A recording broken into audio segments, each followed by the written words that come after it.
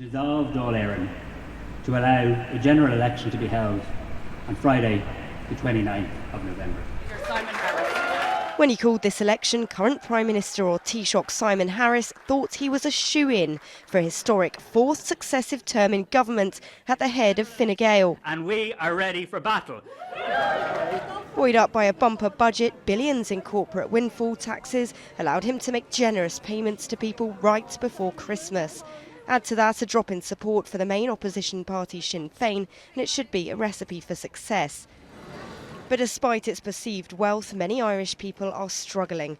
They're making false promises to people and they just can't. Like we see it, like people are saying you need to change your party, you need to vote for someone else. But everyone has had their fair go in government and nothing has changed. We've money, we've loads of money, but it's not being spent on the right place. To me, it's not being spent on the right places. Like there's men and women that are in their 30s and 40s that will probably never be able to own a home in Ireland. Like myself included, like I'm only 25 and like trying to get on the property ladder in Ireland is absolutely chronic.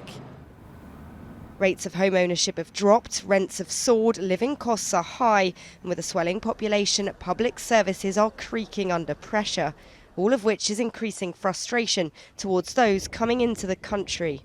You know, if people's children could move out, if they could get jobs near their homes and be able to afford to live in the area where they grew up, so much unrest would be eased. So the housing crisis, I think, is at the heart of a lot of this. Now, as voters go to the polls, Ireland's three main parties are pretty much neck and neck. Alongside Simon Harris, there's his current coalition partner and Deputy PM, Fianna Fáil's Micheál Martin. Calm in debates and already in power, he's arguably in pole position. And finally, Sinn Fein, with strong links to the Irish Republican movement that promotes unification with British-controlled Northern Ireland.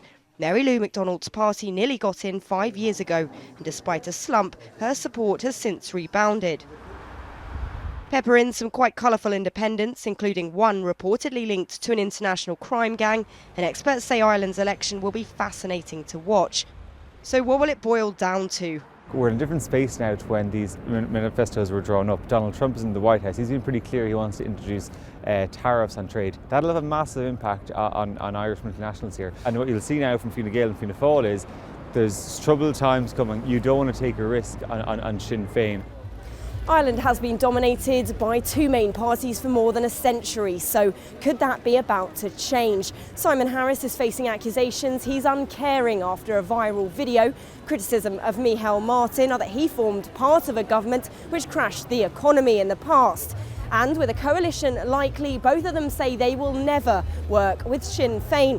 But people here tell me that's what they said before. Victoria Innes, TRT World, Dublin.